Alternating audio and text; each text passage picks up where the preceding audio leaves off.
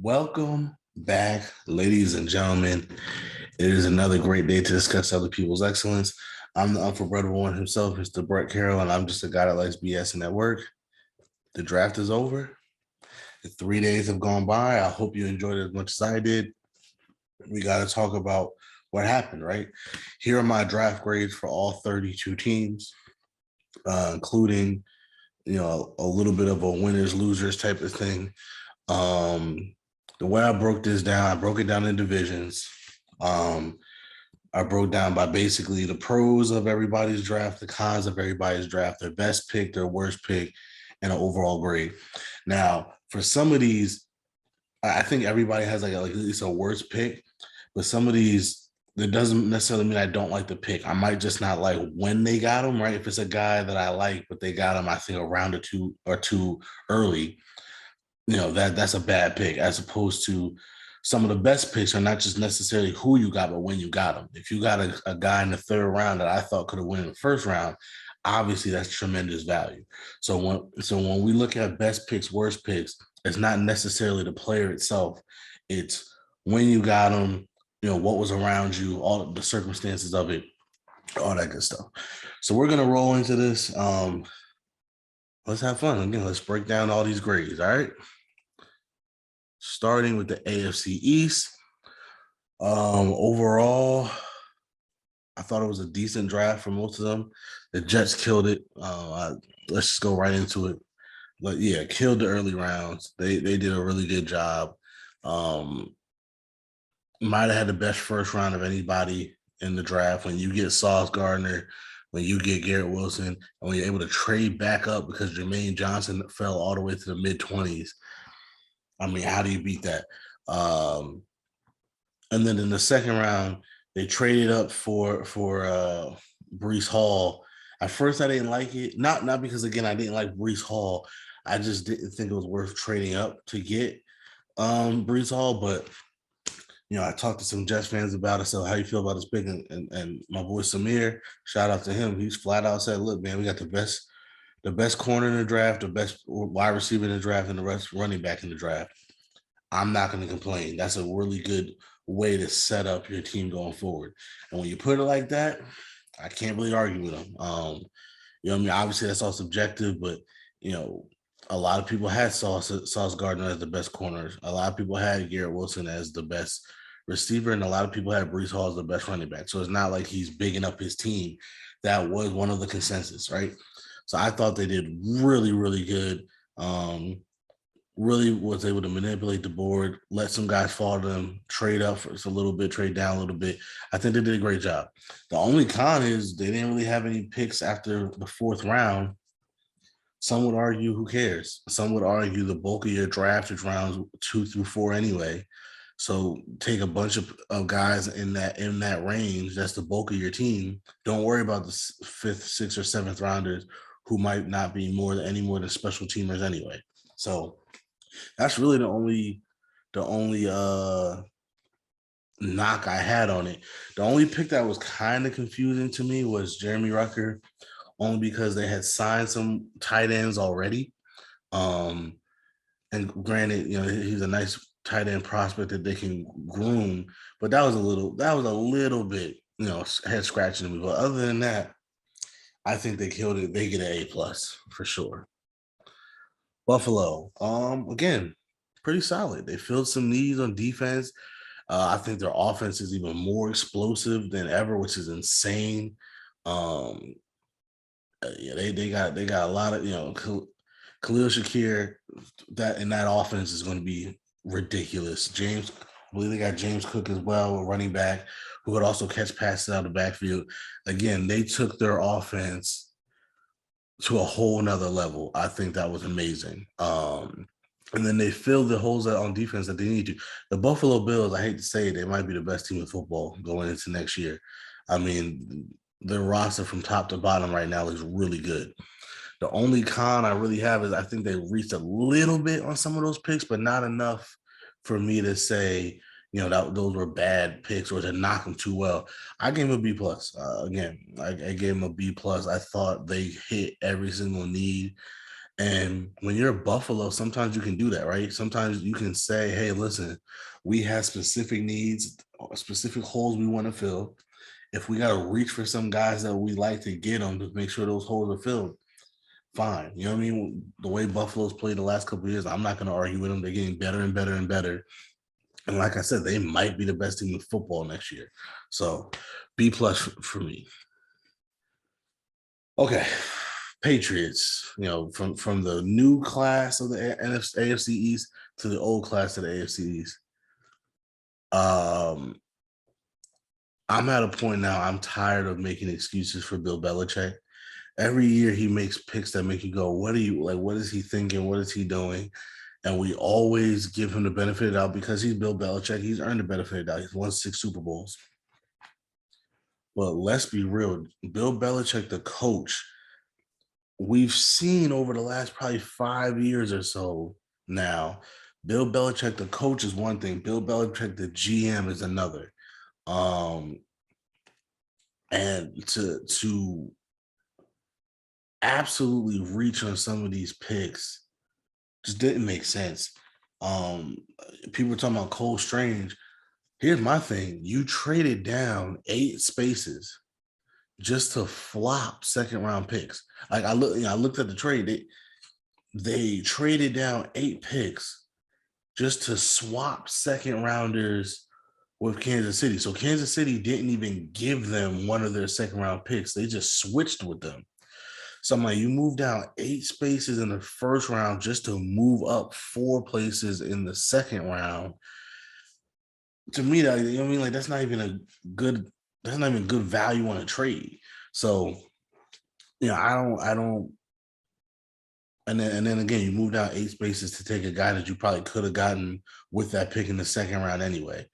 I get it. Bill Belichick has a certain way he wants to play. So he's going to take guys that he believes fits his system. And so therefore his board is going to look different from other people's boards. But I'm sorry, at some point we got to sit there and say, yo, man, what's going on? I mean, he's not perfect. Okay. I didn't like any of the picks he made. I really didn't. There was not one pick that made me say, ooh, wow. I used to give Bill Belichick the extreme benefit of the doubt. If he took somebody I've never even heard of, I would immediately just say, oh, he's a genius. He found somebody that we've never heard of, and he's about to win another Super Bowl with some dude that went to Essex County College. But now we can step back and say, no, maybe sometimes Bill thinks he's a little bit smarter than he actually is. And sometimes he might outsmart himself because some of these moves just doesn't make sense. I don't care if somebody fits your system or whatever. To take a guy in the first round that you probably could have gotten maybe even in the third round, that's just bad board. That's just bad board maneuverability. I'm sorry. So I say Zippy Zappy as their best pick, but even that I think was a little bit questionable. You already have a young quarterback and Mac Jones who played really well. You have some veterans behind him on the roster, which I think is better for him than another rookie who's not nearly as good as him. So again, I just don't see where the logic is. And maybe Bill Belichick will win another Super Bowl with some of these guys in 5 years, and he'll say kiss the ring again, and we'll have no choice but to step back and say, okay, once again, you are smarter than the rest of us. But for right now, it's almost like, okay, let's let the king believe that his clothes are invisible, right? So there we go.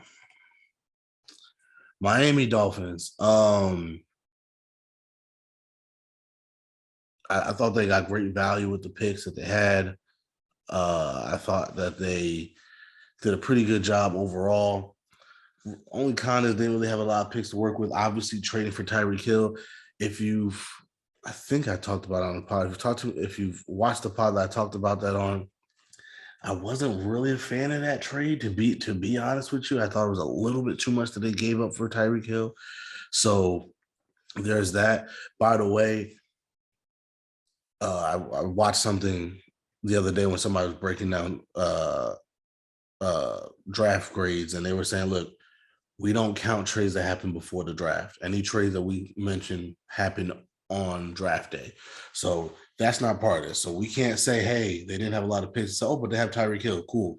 That was a free agent transaction. That's fine. What did they do during the draft? And this is what they did during the draft. So that's how we're playing this. So even if I talk about Cleveland or whatever, at the end of the day, we got to judge them on the picks that they have. We're not judging on the fact that they have a Deshaun Watson or whatever. So again, I think they had a solid one. As you can see, I couldn't really find a worse pick. They just didn't have that much picks to work with, and I thought they did a pretty good job with what they had. So I gave them a solid B. For the NFC East, I think two of these teams did really well. I think the other two are kind of wishing they could do a do-over. Okay, Giants. This might surprise a lot of you because the Giants, to me, I said the Jets might have had the best first round. I think the Giants definitely had the best first round simply because of who they got. Me and Charles have argued. Matter of fact, we were arguing about it today about the whole draft process. And Charles is a little bit old school in his approach of like, I don't understand how when the games are done, when there's no more balls to be thrown, when there's no more routes to be run, when there's no more guys to be tackled, when there's no more quarterbacks to be sacked, when there's no more touchdowns to be had, how is it that we do a whole couple months and we talk ourselves up or talk ourselves out of guys that all year we thought were great, right? And the Giants in the first round, they benefited from that. I remember when I said this in our last spot on when I did the round one winners and losers. I remember during Christmas, we were doing a toy drive, and my boy Bernard was doing a mock draft simulator, and we all busted out laughing at the thought of Evan Neal falling to the Giants at 5, because at the time, he and Kayvon Thibodeau were still considered 1 and 2 in the draft. It was between those two guys for the top pick in the draft. Whoever didn't go 1 was going to go 2. That was in December. Again, that was in December when probably, I say Christmas. So yeah, at that point, only the playoffs had to be played. Nobody did anything in the playoffs that would have dropped their draft stock. And yet somehow from December to April, Evan Neal went from probably the unanimous number 1 pick in the draft to the Giants got him at 7. And Kayvon Thibodeau went to the other guy that was a bona fide top 2 pick to fall into 5th. You can't make that stuff up. And to Charles's point, sometimes the process is stupid. The process, I call it the slave auction part of the process, because a lot of this stuff really is slave auction stuff.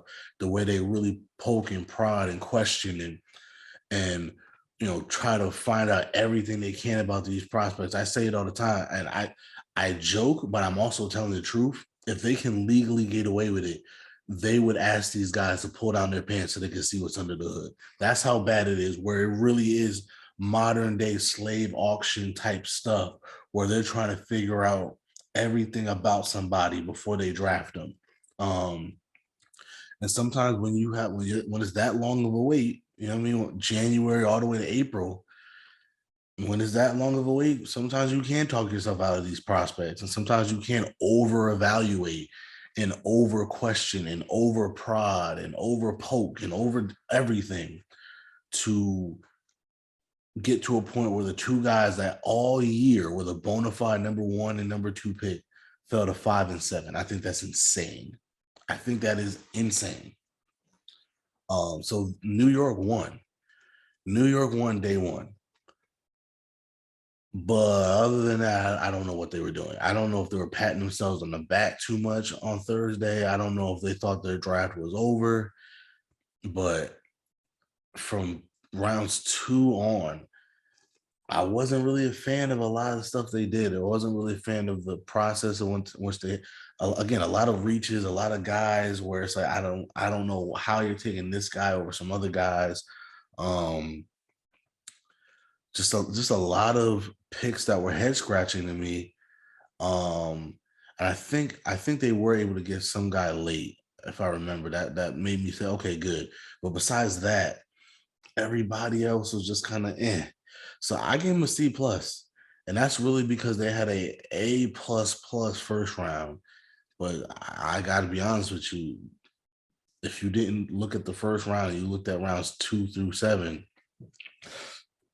it probably would have been a D, maybe even an F. So that's why they get a C plus here. Phenomenal first round. Again, to me, the best first round they could have possibly had of anybody, just because of the value. Again, best pick is Evan Neal at 7. That's insane. You got a guy that was supposed to be the number 1 pick in the draft. You got him at 7.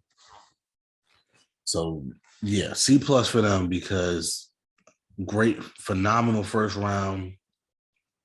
Not really feeling anything else they did. Dallas Cowboys.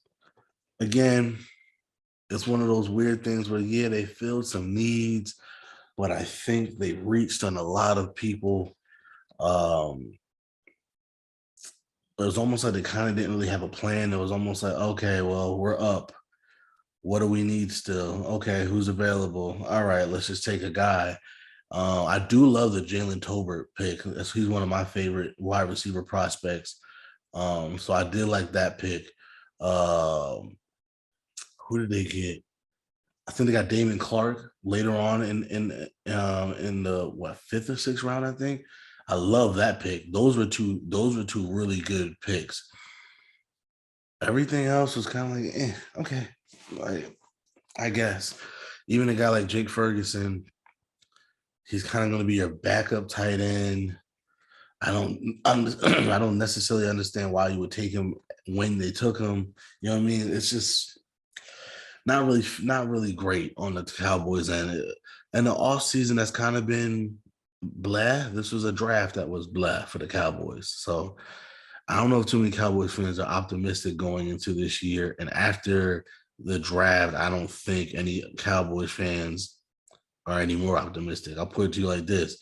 If you weren't optimistic before, I don't see how this made you feel any better. So, Philadelphia Eagles, congratulations. I mean, forget what they did in the draft. They got A.J. Brown. They only gave up a first and a third. I mean, come on. And they did draft some good guys, some good players as well. But A.J. Brown, that's at the end of the day, proven commodities are always better than draft guys because we can say they're great draft picks, but we still got to see them play. Getting A.J. Brown to go with the rest of that receiving core, that really rounds out that receiving core in a really nice way. Again, they made some other good picks, so it's not just A.J. Brown, but like, let's be real, A.J. Brown was the prize. And I joked the worst pick was not trading for Debo as well, right? Try to get both of them, but just phenomenal draft by the Eagles, A plus plus. They should be very happy with their weekend. Washington Commanders, again, not bad. I just think they reached on a few picks. Jahan Dotson, it was a reach, but I'm not going to kill them for it. They got good value on Sam Howell. Again, I think they made a lot of solid picks. Nothing that made me say, "Oh, wow, that's amazing," but they're all solid. You know what I mean? They're all like solid picks. And like I said, I think they reached on a few of them, but not to the point where I'm going to kill them for it. I gave them a solid B plus. So then the AFC South. Okay, this, I believe if you saw my winners and losers, I had Houston as a loser. Now that I'm stepping back and looking at it, I was conflicted because I just went on my whole rant about the Giants, right? And how they benefited from the slave auction process and over evaluating these guys and everything like that. But then I can't then turn around and blame Houston for sticking to the game plan that they've obviously had since November. Derek Stingley was a top 5 pick in November. Kenyon Green was a top 20 pick in November. Obviously, the injury and him not being able to really work out is what dropped Derek Stingley. Kenyon Green went to the combine and he didn't perform as well athletically as people thought. Meanwhile, a guy like Zion Johnson, who when the process first started was like a late second rounder, he was a guy I hope the Steelers were going to get in the second round, kills it at the Senior Bowl, kills it at the combine, shows his versatility, shows his athletic skills. Now he was everybody's interior lineman one. And he was supposed to go way before Kenyon Green. And Kenyon Green dropped a little bit. He was still supposed to be like a first rounder, but he was supposed to be in like the mid-20s, not a top 20 pick. So at first, when Houston took Derek Stingley at 3 and Kenyon Green at 15, I was kind of like, but then I have to think about it again. I can't knock the NFL for overvaluating guys in the offseason, basically, but then also knock Houston for sticking to their guns and saying, hey, no, we went to the games, we watched the film, we know what we're talking about. These are the guys we like. We're not going to let the outside noise and all the rumors and the highlights and the combine and pro days switch up what we know for a fact to be true, because we've seen what really matters. How do they do in games? So I'm switching my decision. I'm giving them an A+, and the pros they stuck to their guns. I still think Kenyon Green was a little bit of a reach, but again, not that much. Not that much where I'm gonna knock them for it. I thought they had a really solid draft. Again, sticking to their guns, sticking to the script, saying this is how we want to build our football team. These are the guys that we believe can do it, and we're not gonna let the constant oversaturation of information skew what we think of these prospects. I'm gonna give them credit for it. Again, I can't knock the teams that let Kayvon Thibodeau and Evan Neal fall to the Giants, but then also knock Houston for sticking to their board. So it is what it is. I'm gonna give them an A+. Indianapolis also had a solid pick draft. I think they killed it. They got great value on their picks. Getting Bernard Raymond in, I believe, like the 3rd round when they got him, which it was insane. He was a dude that was not supposed to last past the 2nd. There were some people that thought he would still sneak into the 1st, and they got him, I believe, in like the 3rd round or something like that. That's insane. Alec Pierce, they got some weapons, they got some safety. They filled every hole. I think every pick was just a hit. It was just a hit. Like, seriously. And that's without a 1st round pick. So, from the 2nd round on, I thought they just got solid dudes that could come in right away and make an impact. And the Colts, I like what they did. They saw Tennessee get rid of A.J. Brown, and they're sitting there saying, okay, our time is now. This division has to be ours now. And I love what they did. They got an A+. Jacksonville, again, I think this whole division did pretty well. Jacksonville defense got really nasty, and I mean really nasty. I like Trayvon Walker. I understand them taking the upside. I love Devin Lloyd. He's one of my favorite picks one of my favorite players in the whole draft. A guy I wanted the Steelers to at least look at. They got them both. I loved it. I love what they did in their draft. Saxonville is their identity. They've always had a good defense, even back to the early 2000s. I love the fact that they're trying to get back to that, because that's what makes Jacksonville. Literally the only thing I didn't understand is why all the running backs. You drafted Travis Etienne last year. He's coming off the injury, so you basically have a rookie running back coming in already. I believe they still have some of the veterans on the team, which is why the Travis Etienne pick last year in the 1st round didn't make sense. And then you're going ahead and you're drafting more running backs. To me, it's a little bit of overkill at that position, especially since there's other positions that you could have used that on, even on the offense. I know they spent a lot of money in the offseason on some wide receivers and some offensive line help and stuff like that, but I don't see the need for a running back. That's the only thing I had a problem with. Other than that, again, I thought they had a really, really good draft, and they get an A-. And then the Tennessee Titans, again, this whole division, I think did really well. people are giving them bad grades because they're saying you traded AJ Brown. The only reason why I'm not is because I don't know why. And from everything we're hearing, it sounds like they didn't want to. So obviously it was a situation where AJ Brown must have said or done something that made them think, okay, this isn't going to work. We have to move on from him, right? Um, because it's crazy. AJ's kind of been kind of quiet through this whole thing. We've heard so much about Debo, and Debo didn't get moved. So it's really interesting to hear, to find out in the coming, months or whatever, what happened to the point where they just decided, we have no choice but to trade AJ Brown. So I liked what they did. I really did.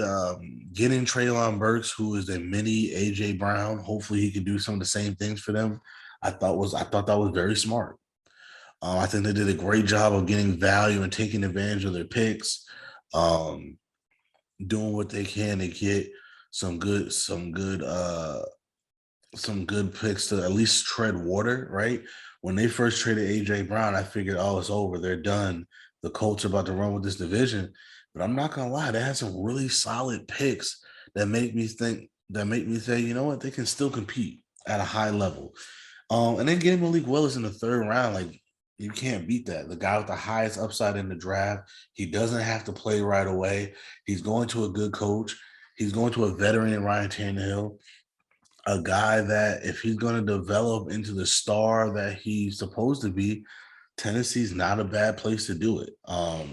Now, are they known to produce high quality quarterbacks? Not necessarily, but again, he's going to a place where there's no pressure for him to come in right away and perform.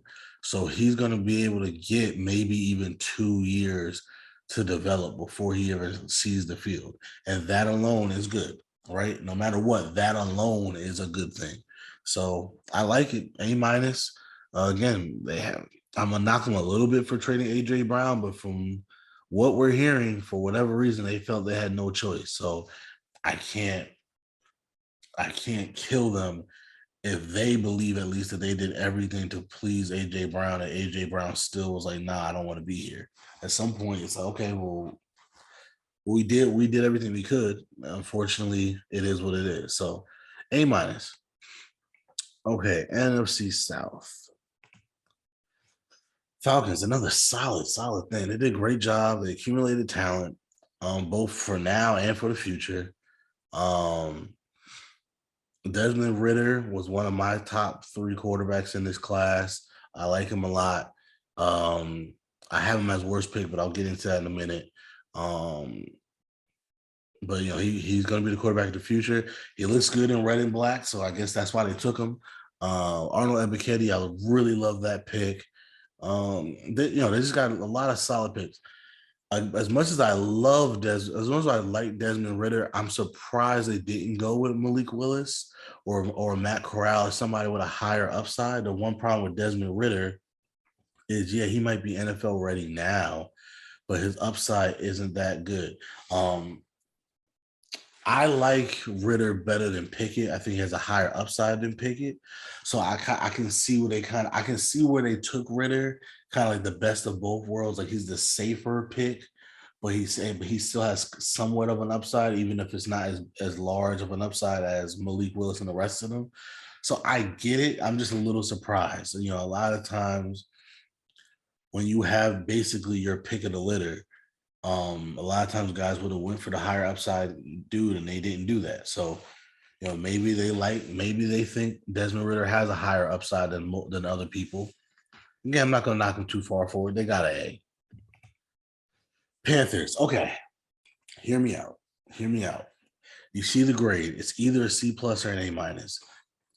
To me, it's all about the situational awareness with the Panthers.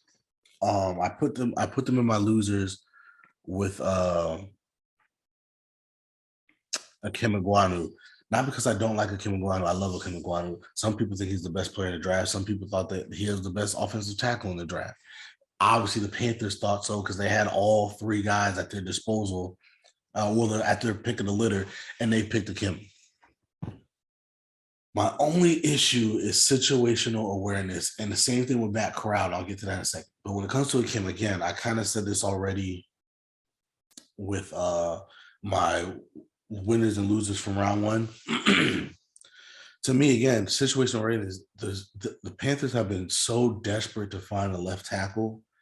To me, if you were going to pick a left tackle, pick the guy that was a little bit more safe at the left tackle position.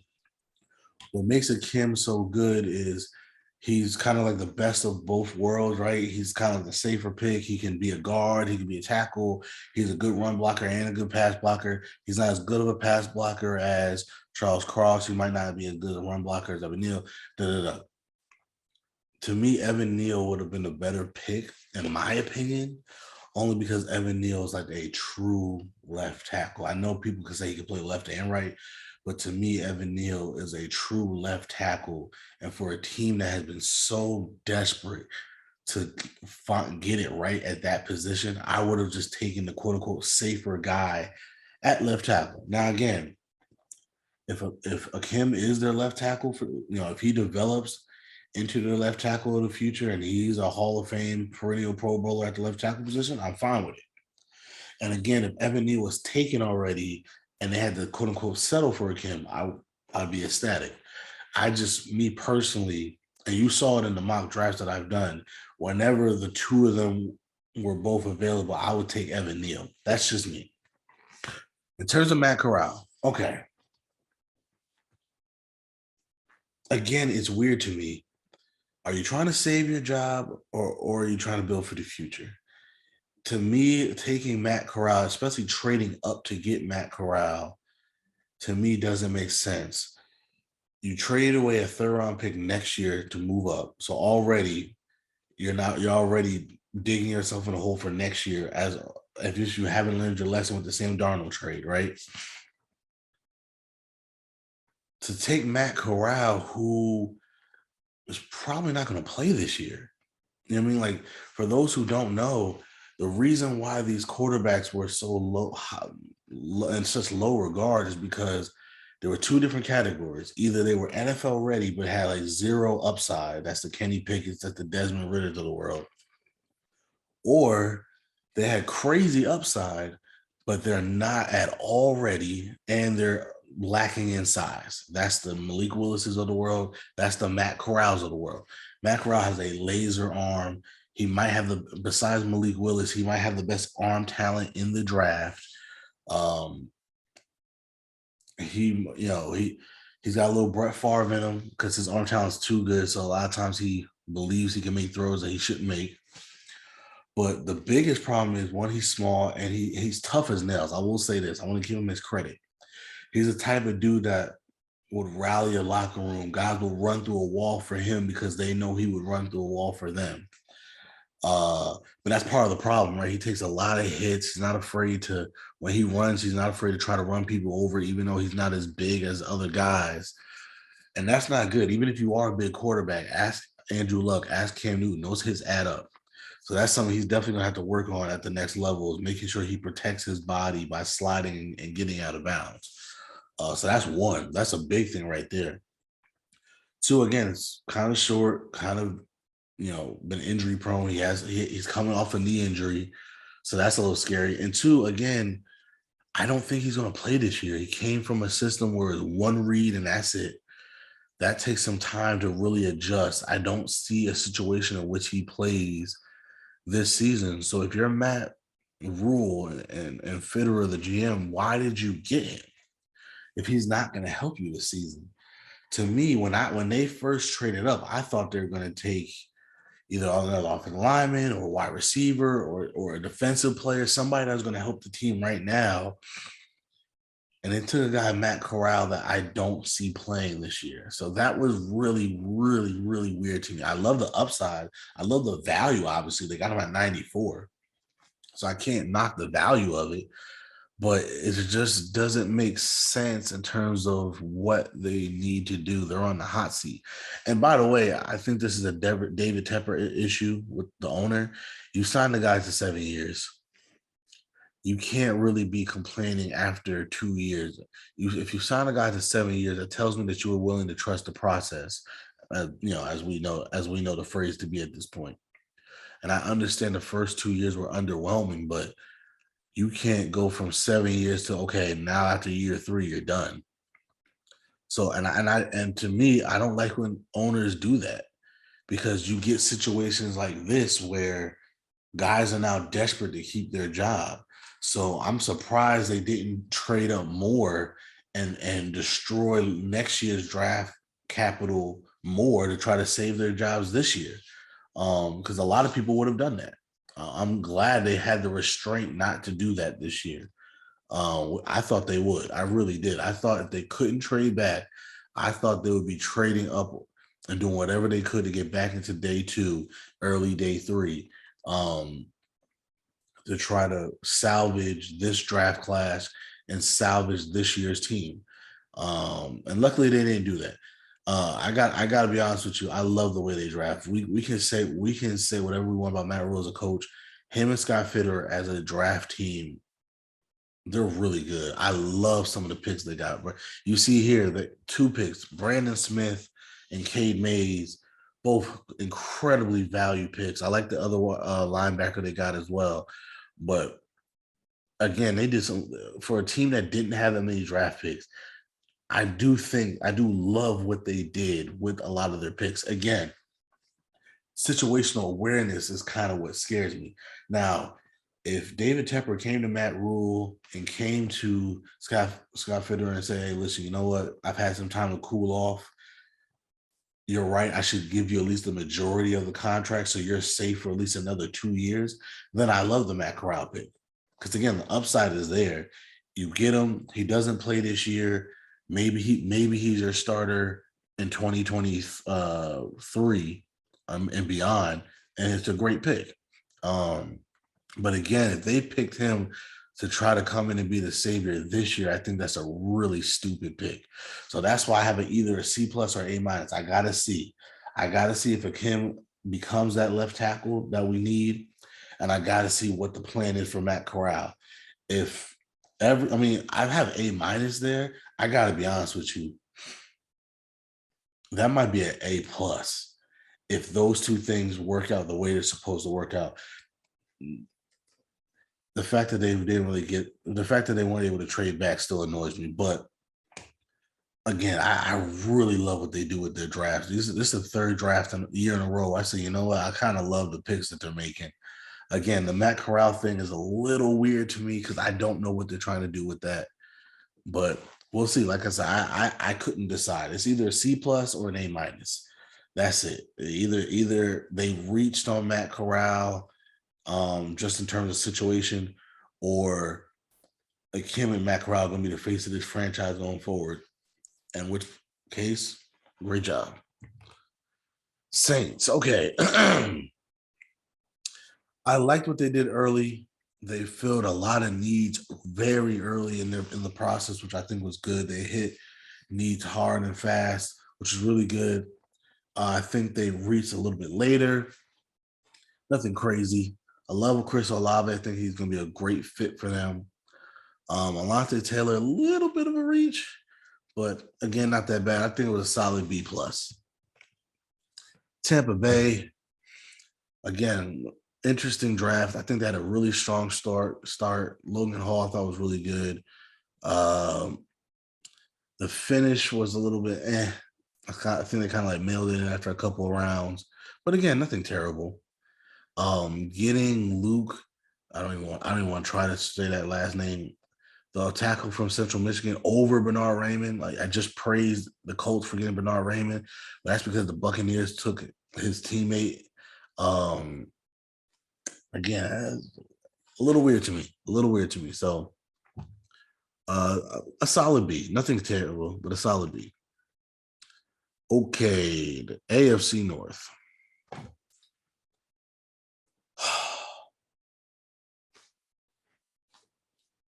Kevin Colbert, if you are watching this, I love you. I appreciate you. Thank you for the 2 Super Bowls. Thank you for 22 great years. It was time to go, my friend. It was time to go. Thank you for your service. Goodbye. So, I really don't know what's Kevin Colbert, man. The game has passed him by. He should have retired years ago. This was a stereotypical Kevin Colbert draft. Kenny Pickett in the first round at number 20 looks insanely stupid when nobody else picked a quarterback in the first 2 rounds. Now, granted, to be fair, I don't think anybody could have predicted that, where no quarterback was taken in the first 2 rounds, period. And matter of fact, it was almost like the first 2.5 rounds. I can't remember when the Falcons took Ritter, but I don't think it was early in the third round. I think they had like a second, third round pick that they used on Ritter. But definitely no quarterbacks were taken in the first 2 rounds. Y'all saw my mocks. I said it over and over and over and over and over and over and over again.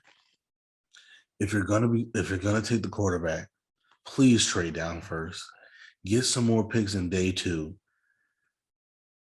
to mitigate the pick that you're gonna miss by taking a quarterback in round 1. Please. And they didn't do it. And again, stereotypical Kevin Colbert draft. I'm actually going to do a pod on Kevin Colbert. I think he deserves a pod. Again, 22 years. I think he's might be a Hall of Famer. It's borderline. But the last 10 years, he's been terrible. And his drafts just like this. Terrible first round selection. Incredible day 2. He's really good day 2. George Pickens, I'll be the first to admit, George Pickens was my favorite receiver in this draft. He's a guy I wanted the Steelers to get from day 1. The fact that we got him, I am overjoyed. I love George Pickens. He's a guy that would have been a first round pick had he not gotten hurt. And there's some off the field issues a little bit too, but he is a first round talent. Again, before any of the games kicked off in September, he was a guy that was in the mix for wide receiver 1. That's how good he was. That's how special this guy is as a talent. So I love George Pickens. He's one of my favorite picks in this draft, period. He's my favorite wide receiver prospect, period. The fact that we got him, I'm ecstatic. I love the fact that we got DeMarvin Leal, I think that's his name. Again, early in the draft process, this dude was a first rounder. You got him in the third. I understand some consistency issues and stuff like that. You put him in our defensive room with Mike Tomlin and our new defensive coordinator and our veterans like TJ Watt and Cam Hayward to put their arms around this young man and take him under their wings. I guarantee you, I don't want to say that, but I almost guarantee you we're going to see the first round talent that this guy was. Again, you got him in the third round. Wow. And even the fourth round, Calvin Austin, I love that pick. I love, again, another guy that I was really high on. I love what he can probably do for our offense. Our offense is going to be amazing. So the middle rounds were great. 2, 3, 4, cool. Everything else I hated. Again, you didn't trade down the first round. You took Kenny Pickett, which made no sense to me. If you were going to do that, at least take the guy with the upside, not the guy that is basically what you already have in Mr. Trubisky. I've been saying it on these pods, you need a dude. And again, I'm rooting for Kenny Pickett. He's from Jersey. I root for everybody from Jersey. And he went to Pitt, and he's on my team. So, of course, I'm going to root for him. I honestly think the reason why I hate the pick is not because I think he's going to be a bust.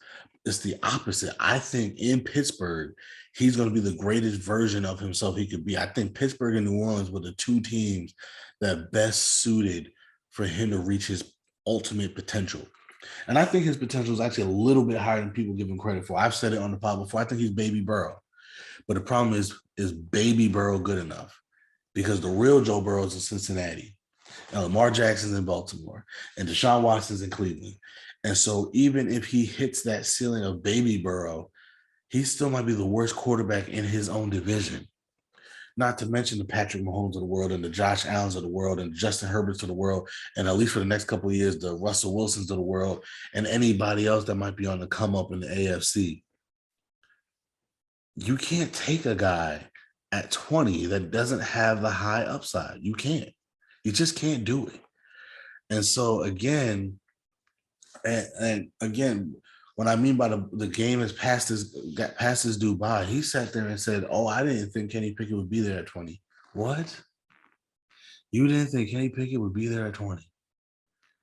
So once again, you just are out of touch with reality. The rest of the entire NFL said, we're not touching these dudes in the first 2 rounds. We don't think anybody's worth a first or second round pick.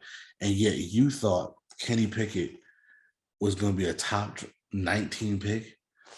Come on, dog. Come on, bro. You got to be better. You got to be better.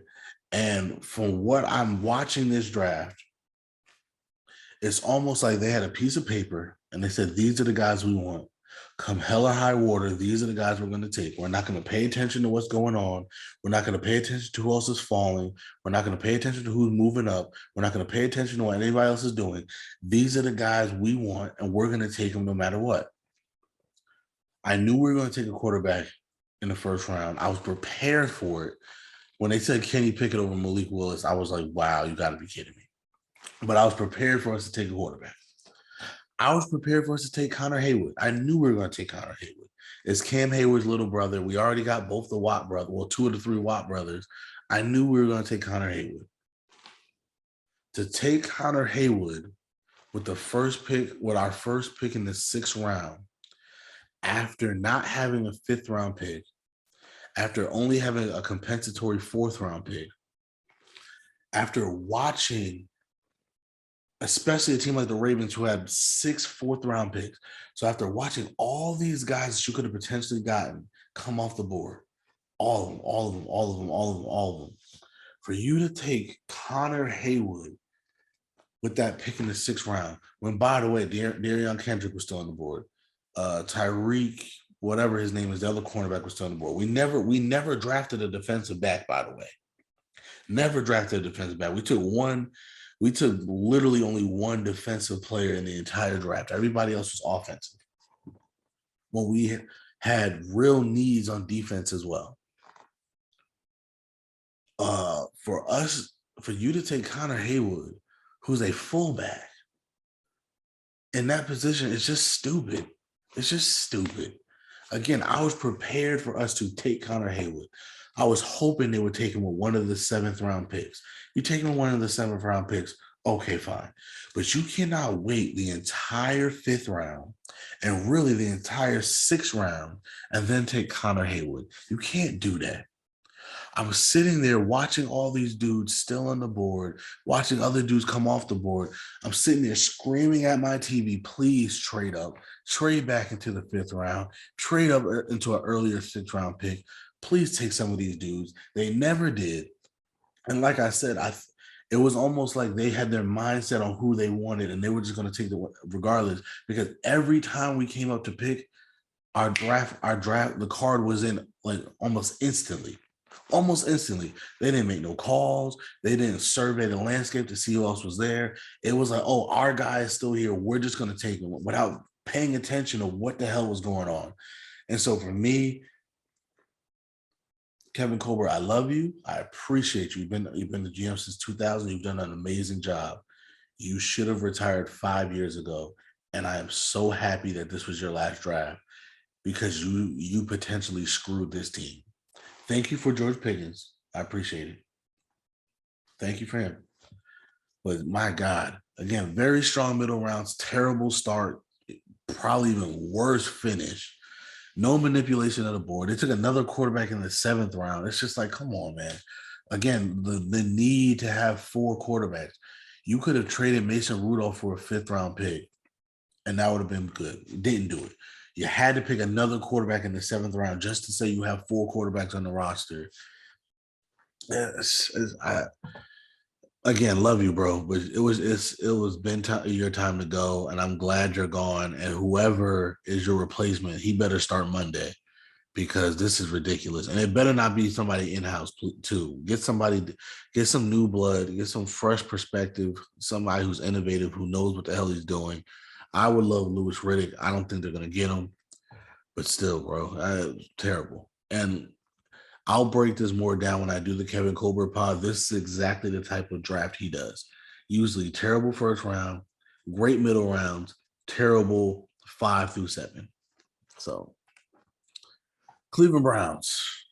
Love what they did coming, finishing off the draft. I think they did a really good job. Perrion Winfrey is a guy I wanted the Steelers to get. I'm okay with them taking Leal over Winfrey. I'm okay with that. But Winfrey was a guy I really wanted. I think they had a strong finish. I just wasn't really a fan of some of their picks early on in the draft. I will say this: I love the kicker that they got. Um, as much as we talk about the quarterbacks of the AFC North, it's the best kicking division in the NFL as well. You got the GOAT James Tucker. What's his name? What's his first name? Wow, I can't think of his name. The kicker for the Ravens, probably going to go down as the greatest kicker of all time. Boswell for the Steelers is really good. The Bengals drafted their kicker last year, who was sensational, didn't miss a kick in the playoffs. And I think the Browns had the worst kicking game in the NFL last year. So I like the fact that they went out and got a kicker early because you got to compete. It's little things like that that help you win football games. When you can win all three facets of the game, that's how you win, right? Or if you can win 2 out of 3, you can usually win. The Ravens have won so many freaking games. Justin Tucker, thank you. Off of the leg of Justin Tucker, so many games. The Steelers have won so many games just by having, like, when you have a place kicker that you know is money, that changes everything. So I actually like the fact that they got a kicker. I love Perrion Winfrey. Again, some of them were a little questionable. David Bell over some of the other receivers that were available, I kind of question that. But again, nothing terrible. So solid B. Cincinnati, I think they got a steal for Daxton Hill. I love a lot of what they did. Daxton Hill's who I wanted at 20. If we got Daxton Hill at 20, that changes my entire view of the Steelers draft, by the way. That goes from a C- all the way to at least a B, but that's neither here nor there. Love the Daxton Hill pick. Getting him at the end of the first round I thought was a steal. They didn't have a lot of picks. Wasn't that crazy with some of the other picks they got. Again, nothing terrible. Solid B. Ravens. What can I say about the Ravens? The Ravens killed it. Again, when you watch a guy like Kevin Colbert and you watch him do his thing, and then you look at the Ravens just absolutely murdering it. Just murder, like, bro, every single pick was perfect. Matter of fact, the worst pick, I should put Tyler Linderbaum, not because it was a bad pick, only because to me, I thought they were going to go for the jugular and take Jermaine Johnson. I swore they were going to take Jermaine Johnson, and I was going to be so sick. But they got David Ojabo in the next round anyway, so it doesn't matter. Every single pick were all home run hits. Their first pick all the way 1 through 5 was Travis Jones was the guy I definitely wanted the Steelers to get. I was so pissed the Ravens got him. They were all home runs. They had 6 fourth-round picks. I mean, seriously, I think they were messing around in the 4th round after a while because it was like, we don't even know what to do with all these picks. They got more tight ends. Some people hate that. I know some people that don't like the Ravens draft because they thought that they did too much of the tight end thing. But I kind of like the idea of them saying, this is who we are. This is how we're going to win. We have some receivers already, even though we traded Hollywood Brown. By the way, they traded Hollywood Brown for a first-round pick was phenomenal. We have some receivers still, but Lamar Jackson's at his best attacking the middle of the field. And we know no team can guard 3, 4 freaking tight ends. So if we got to run out there with 4 tight ends and just gash you in the middle of the field all day, along with the running game, that's what we're going to do. And I kind of admire them that they're saying, you know what, we're not going to make this guy something he's not. This is what he's good at. This is what we're good at. Let's do this. So A plus plus. Seriously, they killed it. They had the best draft of anybody. NFC North. I liked what the Lions did. I'm still a little bit iffy on Jameson Williams. To me, it didn't make sense to trade up to get him. To me, you're putting a lot of stock in him being a superstar receiver. But other than that, I kind of like what they did. They got culture guys. Aiden Hutchinson. Who's the other guy they got? Dude from Kentucky, I think. That's who they got. I can't remember, but they got dudes that you can tell are Dan Campbell type dudes. I really like them. I really like what they did. They didn't get a quarterback, which was interesting. Again, they might have been self-aware enough to know that, hey, let's be real, we're probably gonna be picking in the top 5 again next year anyway. Not that we want to be, but we still got some ways to wait before we can start really stacking wins. Um, So why take it? So why take a developmental guy this year when there's a better draft class next year? I don't hate it. Maximize your team now.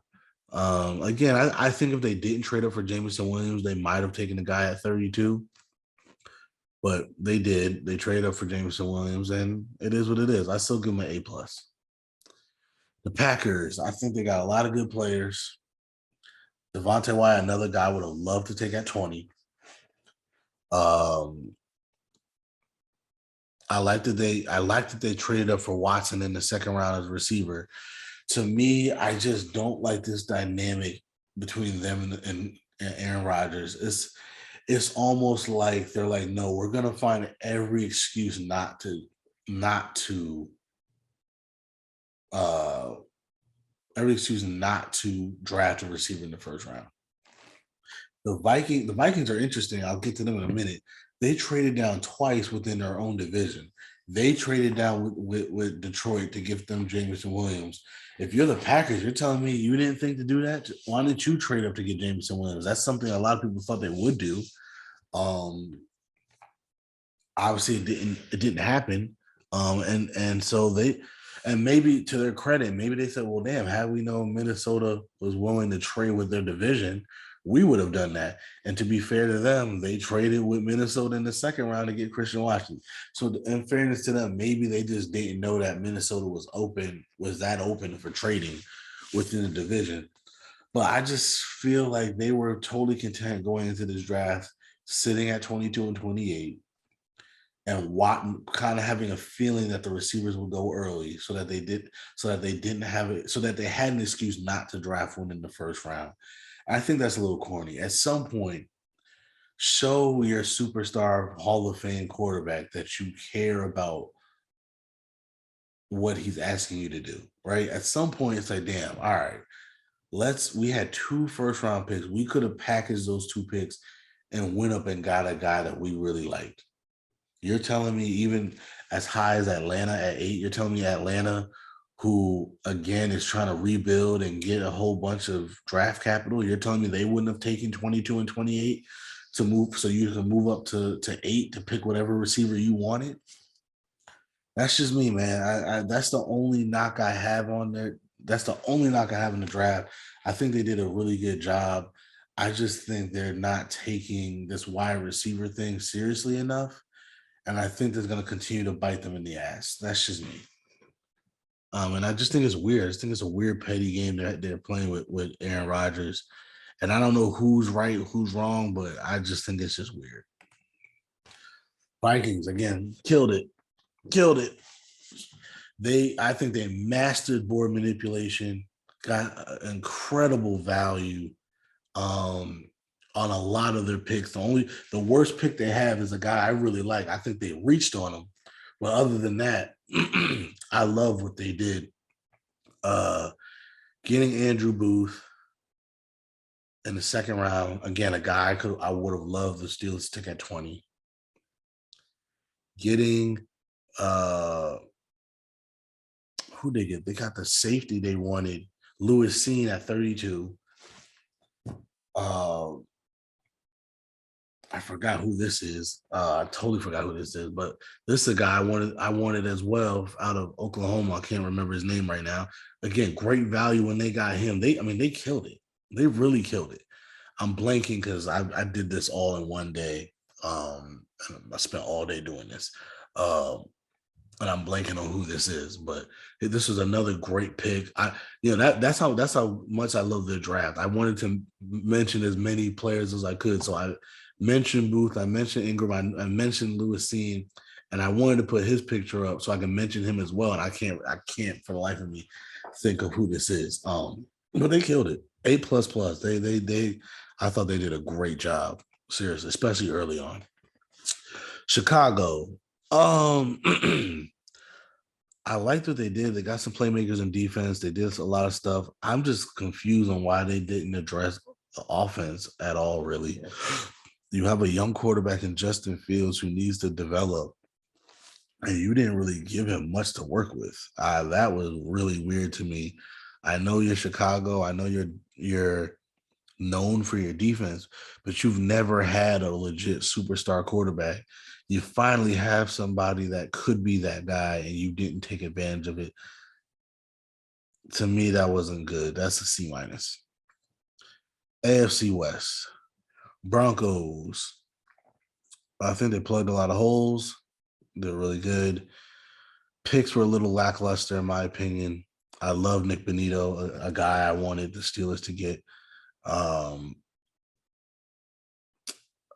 but again, a lot of solid picks. Nothing too crazy, nothing too bad. B minus. Vegas, I thought every pick was solid.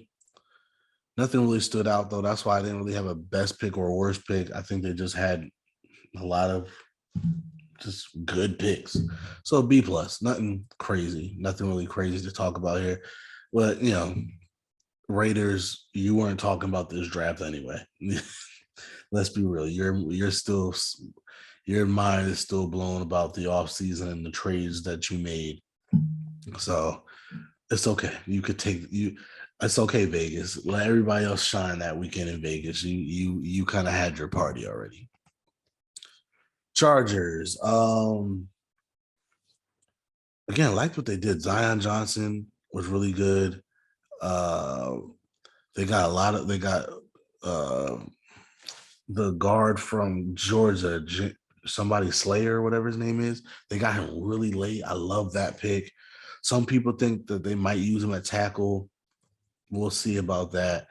Um, if they don't, again, pro to me is they really beefed up the interior line. I think they hit a lot of needs. The only thing I don't think they hit was the right tackle. Again, some people are saying Slayer might use him as a right tackle. Okay.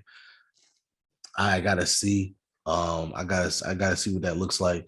But either way, I think that's the only thing they didn't do, right? Was really address the right tackle position. So again, B plus if they didn't, A minus if they did, because I thought they had a really solid draft.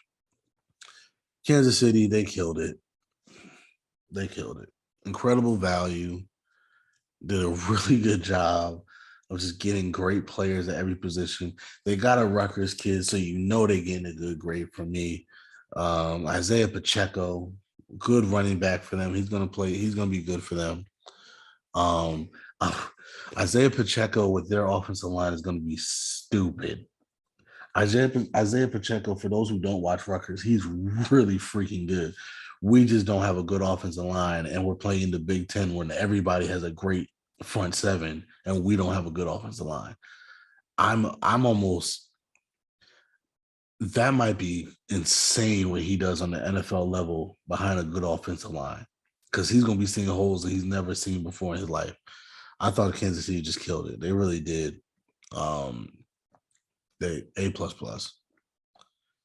And then the NFC West, the Rams, they didn't do much. Getting Darion Kendrick in the 6th round broke my freaking heart because again, we took freaking Connor Haywood. Um, they didn't do much. I gave them a C. They don't care. They won the Super Bowl. They could care less. They don't like drafting players anyway. They like making trades and free agency. So whatever. San Francisco, um, holding on to Deebo Samuel was good. They made a lot of solid picks. I like Drake Jackson. Um, I just think getting more running backs made no sense. They have a crazy amount of running backs already. A little weird to me. B Cardinals. Whew. Okay, where do I even begin with this? Um, Hollywood Brown is not worth a first round pick in any universe. There is no universe in which Hollywood Brown is worth the first round pick. I don't care that you got Hollywood Brown and a third. Hollywood Brown is not a first round pick. It's not worth a first round pick. Sorry. Period. Like that, let's end the discussion. Period. That Hollywood Brown is not a freaking like what? I understand that's his boy. I understand that Hollywood Brown. So let me explain this to y'all. Free agency and trading is two different things, right? When you're signing a guy, you're signing him based on what you think his future productivity will be. Because it's like, okay, I'm signing you for going forward. So it doesn't matter what you did for me in the past. What do I think you will do for me going forward? That's what you do when you sign somebody. When you're evaluating trading somebody, yeah, you're thinking about what they can do for you in the past, but you are also thinking about, okay, I'm sorry. Yes, you are thinking about what they can do for you going forward, but you are thinking about their past and their present because that determines the value of what I'm going to give up for you. So for a guy like Hollywood Brown, I understand that he was a first round pick of the Ravens back in the day, but so far he has not played nearly up to a first round level talent. So yes, if you're the Cardinals, you might be saying to yourself, well, he'll do so much better in our system than the Raven system. Great, fine. But at the end of the day, his production did not was not worth a first round pick. So to me, that was just a silly trade, in my opinion, by the Cardinals. Other than that, I think they had a great draft. I love Majai Sanders, especially where they got him was a really good value. They I believe they got some tight ends. I thought they did a really good job with the picks that they had. I'm just knocking them because that was the worst trade in the draft. Hollywood Brown for a first round pick makes no sense. I'm sorry. They got to see. Seahawks. Oh yeah, let me not hold on, let me move myself so I'm not blocking Bo Melton's face, man. Come on, man. Let me not block the Ruckers. Hey, let's go right here. Boom. You see it. You see it. Um, a lot of great picks, especially in the later rounds. They were killing it with the value, bro. Just killing it with the value. Killing it with the value. Um, I feel like they should have taken a chance on one of these quarterbacks. Like, I don't care what you say, Drew Lock, it's not that good. So to say that you're not even going to take a chance on one of these quarterbacks and at least give them a chance to compete to me is weird. Again, you could have taken a high upside guy and Malik Willis, or you could have taken a guy in well, obviously not Kenny Pickett, but because they weren't going to take a quarterback at 9, but they could have taken a guy like Desmond Ritter or something, or even a Sam Howell who might be able to compete right away for the job. So that was a little weird to me that they didn't even that they of all teams said, we're good on these quarterbacks. We'll worry about that another time. Maybe their plan is to tank. Maybe they know Drew Lock is not good. Maybe the plan is let's build this defense up. Getting Kobe Bryant. Oh my God, they got Kobe Bryant and they got Tyreek Woolen. Just building the Legion of Boom 2.0. Just great job by them. Charles Cross was a great pick in the first round. I mean, they literally killed it. They literally killed it. I'm to the point where I'm not even mad at them for not taking the quarterback. They might be saying, you know what, screw it. If Drew Lock is that bad, we'll be a top 5 team again next year, and we'll get our quarterback next year. But just know our defense and the rest of our team is going to be pretty good. Kenneth Walker was a little interesting because they kind of have running backs already. Didn't think they necessarily needed one, especially when again you could have taken a quarterback. But again, And they took Bo Melton, so you know they're getting an A. And you take a Rutgers guy, you get an A. A plus. Again, the only reason why they're not A plus is because I do think they should have taken a flyer on a quarterback. And again, Kenneth Walker was a little bit interesting of a pick, but I still think they absolutely knocked it out of the park. So they killed it. They really did.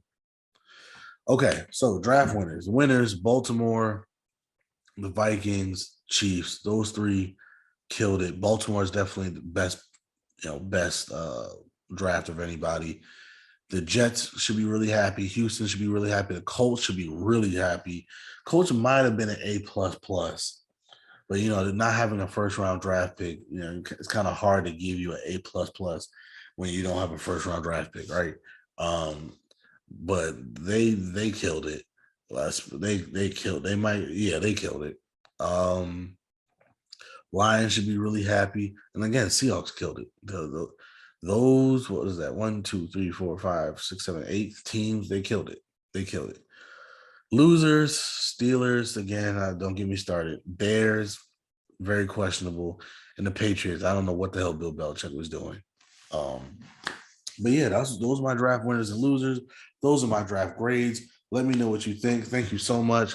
I hope you enjoyed the draft. Did you enjoy it? Let me know in the comment section below. I'm the unforgettable one. You can find me at Never Feel Brett Me. That's NEVA_4 BRETT_ME on Instagram and Twitter. We're at _dope blog on Instagram, the dope blog, all one word on Twitter. Our website is the dope.blog. And because you're watching this on YouTube, please like, share, and subscribe. We appreciate it. We love you guys, and join us next time as we continue to discuss other people's excellence.